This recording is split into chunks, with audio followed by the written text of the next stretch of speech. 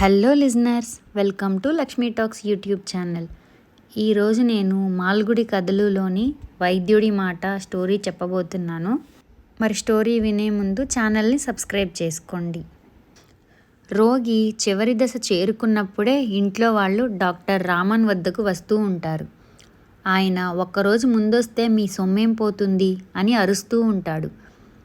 అయితే దీనికి కారణం ఉంది. అతని ఫీజు 25 రూపాయలు. అదీ కాక రామన్నని సంప్రదించే దశకు చేరుకుందంటే రోగం చాలా తీవ్రమైందని అర్థం. అలా అనుకోవడం ఎవరికీ ఇష్టం లేదు. అందువల్ల ఆ మహానుభావుడు రంగంలోకి దిగేసరికి రోగి సంగతి అటో ఇటో తేలిపోతుంది. ఇక అబద్ధాలకు మాయమాటలకు తావుండదు. ఎన్నో ఏళ్ల ప్రాక్టీసు తర్వాత ఆ డాక్టర్ కటువుగా నిజం మాట్లాడేయడం అలవాటు చేసుకున్నాడు. అందుకే అతని అభిప్రాయానికి చాలా విలువ. అసలు అది అభిప్రాయంలా ఉండదు, ఒక న్యాయమూర్తి తీర్పు చెబుతున్నట్టుగా ఉంటుంది. రోగి జీవితం అతని మాట మీదే ఆధారపడి ఉంటుంది. దీనికి డాక్టర్ రామన్ పెద్దగా ఆందోళన చెందడు. ప్రోత్సాహకరంగా మాట్లాడడం వల్ల ఏ రోగి ప్రాణము నిలబడుతుందని ఆయన నమ్మడు. రోగికి కొన్ని గంటల్లో సహజంగానే తన గురించిన వాస్తవం తెలుస్తున్నప్పుడు కేవలం వాళ్లకు నచ్చేలా ఓదార్చేలా మాట్లాడడం తన పని కాదని ఆయన అభిప్రాయం. అయితే వ్యాధి నిర్మూలించే విషయంలో ఏమాత్రం ఆశాజనకంగా ఉన్నా వెంటనే పనికి పూనుకుంటాడు. గంటలు రోజులు గడిచిపోవచ్చు, కానీ యముడితో తన పోరాటాన్ని ఆపడు. కానీ ఈరోజు ఆ పడక పక్కన నించున్న అతనికి తనకే ఎవరైనా ఓదార్పునిచ్చే అబద్ధాలు చెబితే బావుండునని అనిపించింది. కర్చీఫ్తో నుదురు తుడుచుకొని పడక పక్కన కుర్చీలో కూర్చున్నాడు. పడకలో ఉన్న వ్యక్తి డాక్టర్కు ఏళ్ల తరబడి అత్యంత సన్నిహితంగా ఉన్న స్నేహితుడు గోపాల్. నర్సరీ దగ్గర నుంచి ప్రారంభమై వాళ్ల స్నేహం 40 ఏళ్లు పూర్తి చేసుకుంది. ఇద్దరికీ తమ తమ కుటుంబాలు, ఉద్యోగాలు ఉన్నందువల్ల ఆశించినంత తరచుగా వాళ్ళు కలుసుకోగలిగేవాళ్లు కారు. ఎప్పుడైనా ఒక ఆదివారం గోపాల్ డాక్టర్ క్లినిక్కి వచ్చి ఆయన పని పూర్తయ్యే వరకు ఓ మూల కూర్చునేవాడు. ఆ తర్వాత ఇద్దరూ కలిసి భోజనం చేసి సినిమా చూసి ఇద్దరి జీవితాల గురించి మాట్లాడుకునేవారు. అదో గొప్ప స్నేహం. మారుతున్న కాలం, పరిస్థితులు, కార్యకలాపాలు ఏవీ దాన్ని ప్రభావితం చేయలేదు. అయితే డాక్టర్ రామన్ తన వృత్తిలో పూర్తిగా నిమగ్నమై గత 3 నెలలుగా గోపాల్ తనని కలవనే లేదన్న విషయం మర్చిపోయాడు. ఒకరోజు తన ఆస్పత్రి రద్దీగా ఉన్న సమయంలో బెంచి మీద గోపాల్ కుమారుడు కూర్చోవడం చూసే వరకు ఆ విషయం గుర్తుకు రాలేదు. ఓ గంట గడిచే వరకు ఆ అబ్బాయితో మాట్లాడలేకపోయాడు.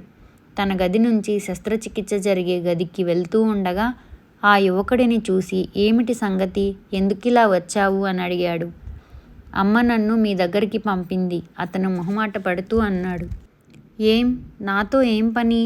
నాన్నకు బాగాలేదా? ఆ రోజు శస్త్రచికిత్సలు చేసే రోజు. మధ్యాహ్నం 3 వరకు అతను తీరిగ్గా లేడు.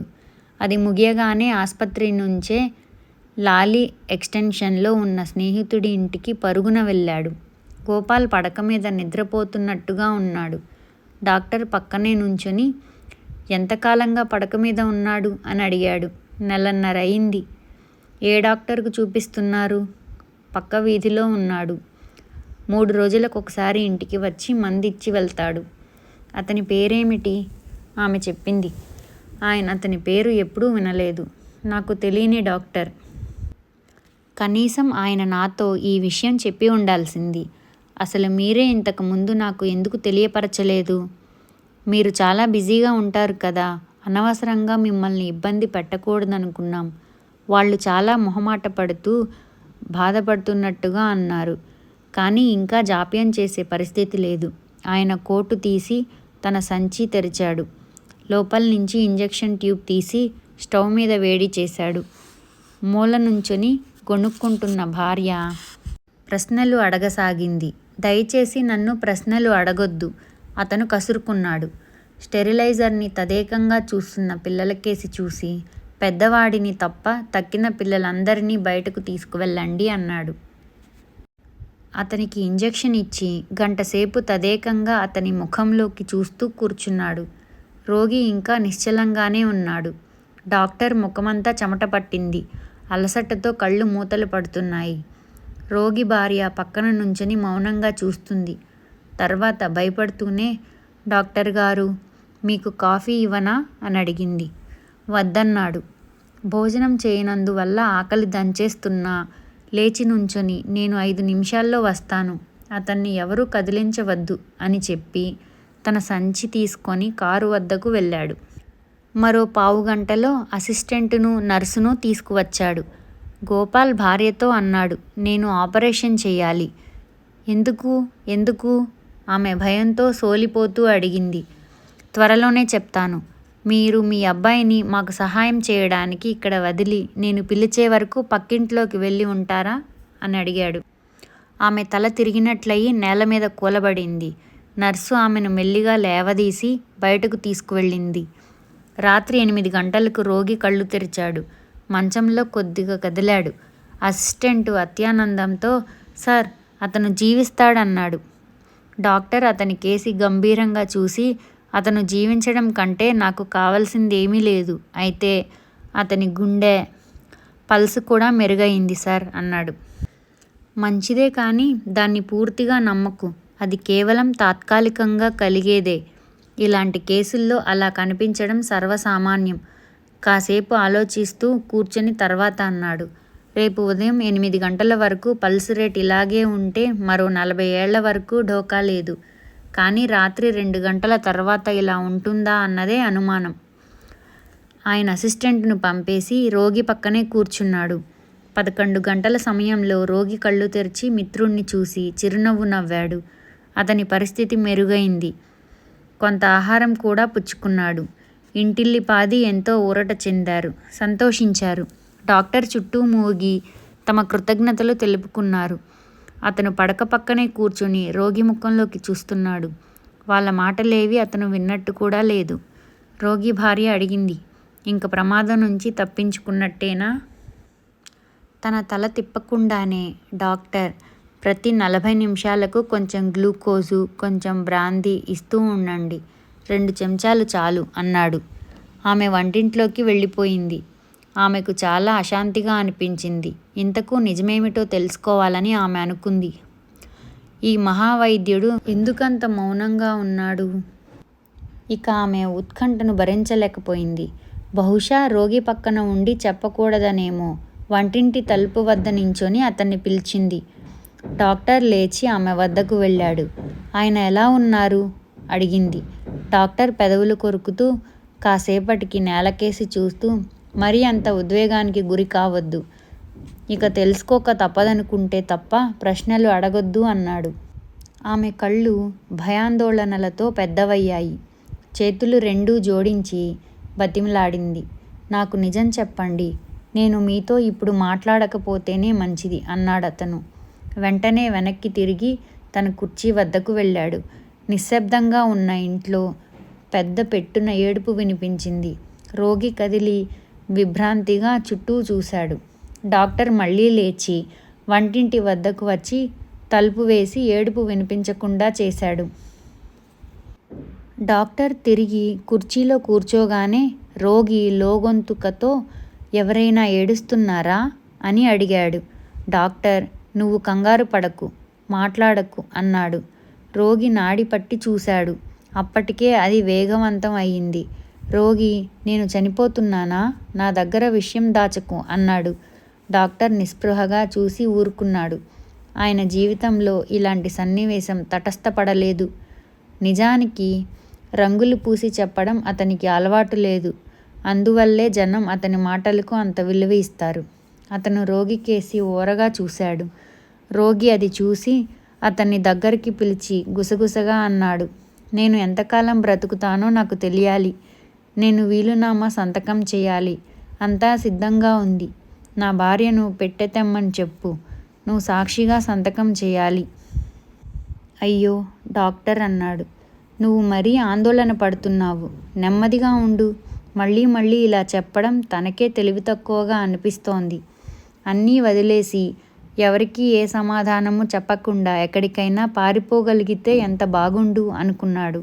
రోగి తన బలహీనమైన వేళ్లతో డాక్టర్ మణికట్టు పట్టుకొని, రాము, నువ్వు ఈ సమయంలో ఇక్కడ ఉండడం నా అదృష్టం. నిన్ను నేను విశ్వసించగలను. నా ఆస్తి వివరాలను నిర్ణయించకుండా పోవడం నాకు ఇష్టం లేదు.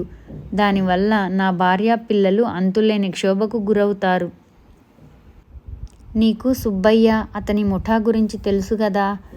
అందుకే మరి ఆలస్యం అయ్యేలోగా నన్ను సంతకం చేయనివ్వు. చెప్పు. సరే, ఇప్పుడే చెప్తాను అన్నాడు డాక్టర్. బయటకు వెళ్ళి కారులో కూర్చున్నాడు. వాచికేసి చూసుకున్నాడు. అర్ధరాత్రి ఒకవేళ వీలునామా సంతకం చేయాల్సి ఉంటే మరో 2 గంటల్లో చేయాల్సి ఉంది. లేదా ఇక చేయలేడు. ఆ తర్వాత జరిగే కంగాళీకి తను బాధ్యుడు కాలేడు. ఆ సుబ్బయ్య ముఠా సంగతి, ఆ తోడేళ్ల సంగతి తనకు బాగా తెలుసు. కానీ ఇప్పుడు తను ఏం చేయగలడు? తను గనక అతన్ని వీలునామా సంతకం చేయమంటే అది అతనికి మరణశిక్ష విధించినట్టే. రోగికి నయమయ్యే 1000వ వంతు ఆశను కూడా తను కాదన్నట్టే. అతను కారు దిగి లోపలికి వెళ్ళాడు. మళ్ళీ కుర్చీలో కూర్చున్నాడు. రోగి ఆయన కేసి అభ్యర్థనగా చూస్తున్నాడు. డాక్టర్ అనుకున్నాడు, నా మాట అతన్ని రక్షించగలిగితే అతను చావడానికి వీల్లేదు. వీలునామా గంగలో కలవని. పైకి అన్నాడు గోపాల్. విను. జీవితంలో మొదటిసారి తను రోగి ముందు నటిస్తున్నాడు. తన తీర్పును దాచిపెట్టి లేని నమ్మకాన్ని ధ్వనింపజేస్తున్నాడు. గట్టిగా నొక్కి పలుకుతూ రోగి మీదికి వంగి అన్నాడు, ఇక నువ్వు వీలునామా గురించి ఆందోళన పడకు. నువ్వు జీవిస్తావు. నీ గుండె క్షేమంగా ఉంది. రోగి ముఖం మీద కొత్త వెలుగు ప్రసరించింది. గొప్ప ఊరటతో అన్నాడు, నిజంగానా? నువ్వు చెప్పావు అంటే అది నిజమే అయి ఉండాలి. డాక్టర్, అవును. నువ్వు ప్రతిక్షణం మెరుగుపడుతున్నావు. ప్రశాంతంగా నిద్రపో. దేని గురించి ఆందోళన పడకు. నిద్ర బాగా పోవాలి. పొద్దున్నే వచ్చి నిన్ను చూస్తాను. రోగి అతని కేసి ఓ క్షణం కృతజ్ఞతగా చూసి కళ్ళు మూసుకున్నాడు. డాక్టర్ తన సంచి తీసుకొని బయటకు వెళ్తూ తలుపు నెమ్మదిగా మూశాడు. ఇంటికి వెళ్లే ముందు తన ఆస్పత్రి వద్ద ఆగి అసిస్టెంటుతో, ఆ లాలీ ఎక్స్టెన్షన్ కేసు ఏ క్షణమైనా తుది గడియలు రావచ్చు. అక్కడికి పలానా ఇంజెక్షన్తో వెళ్ళు. ఒకవేళ మరణవేళ బాధ ఎక్కువగా ఉంటే కనీసం బాధను తగ్గించు. త్వరగా బయలుదేరు అని చెప్పాడు. మరుసటి రోజు డాక్టర్ 10 గంటలకు లాలీ ఎక్స్టెన్షన్కు వెళ్ళాడు. పరిగెత్తుకుంటూ రోగి పడక వద్దకు వెళ్ళాడు. రోగి మేలుకునే ఉన్నాడు. నయమైనట్టు కనిపిస్తున్నాడు. అసిస్టెంట్ అతని నాడీ రేటు బాగుందని చెప్పాడు. డాక్టర్ స్టెతస్కోపుతో పరీక్షించి రోగి భార్యతో అన్నాడు, ఇక అంత విచారంగా ఉండనవసరం లేదమ్మా. నీ భర్త 90 ఏళ్ళు బతుకుతాడు. తిరిగి ఆస్పత్రికి వెళ్తూ ఉండగా అసిస్టెంట్ అడిగాడు, అతను బతుకుతాడా సార్? తప్పక పందెం వేసి చెప్పగలను. 90 ఏళ్లకు తక్కువ కాకుండా జీవిస్తాడు. మొత్తానికి గండం గట్టెక్కాడు. ఇంత పెద్ద గుండెపోటును ఎలా తప్పించుకున్నాడో నాకు ఎప్పటికీ అర్థం కాదు అన్నాడు డాక్టర్. ఫ్రెండ్స్, ఈ కథ కనుక మీకు నచ్చినట్లయితే తప్పకుండా లైక్ చేసి ఛానల్ని సబ్స్క్రైబ్ చేయండి. ధన్యవాదాలు.